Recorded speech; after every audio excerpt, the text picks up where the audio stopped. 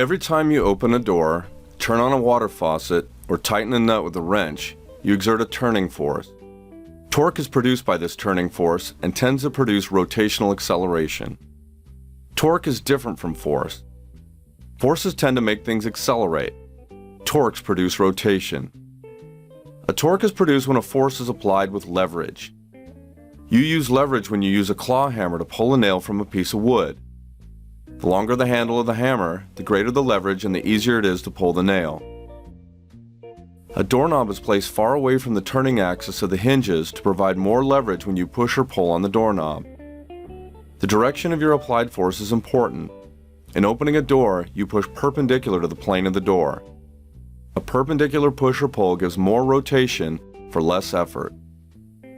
When the force is perpendicular, the distance from the turning axis to the point of contact is called the lever arm.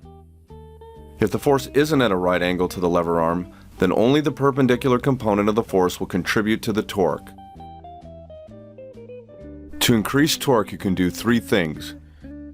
You can pull perpendicular, pull with more force, or you can pull with a longer lever arm. The same torque can be produced by a large force with a short lever arm or a small force with a long lever arm. Although the magnitudes of the applied forces are the same in each case, the torques are different.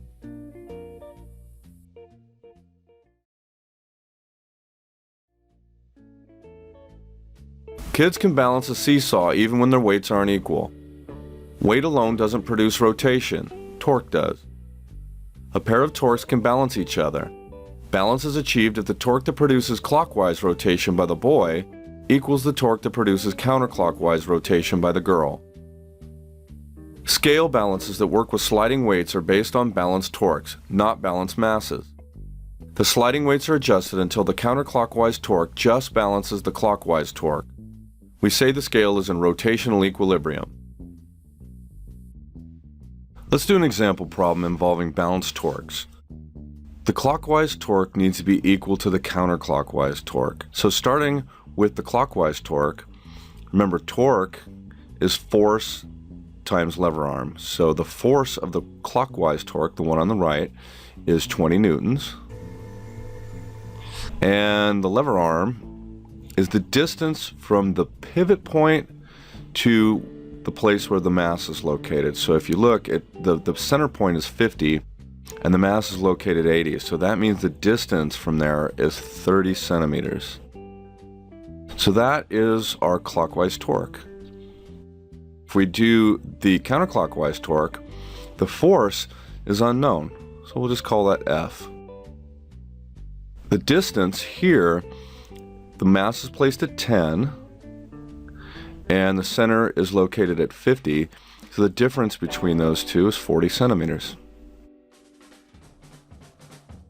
Now we just have to do the algebra. So 20 newtons times 30 centimeters is 600 Newton centimeters. And we don't really have to convert here as long as everything's the same. Equals the force times 40 centimeters. Now we can divide by 40 centimeters on both sides.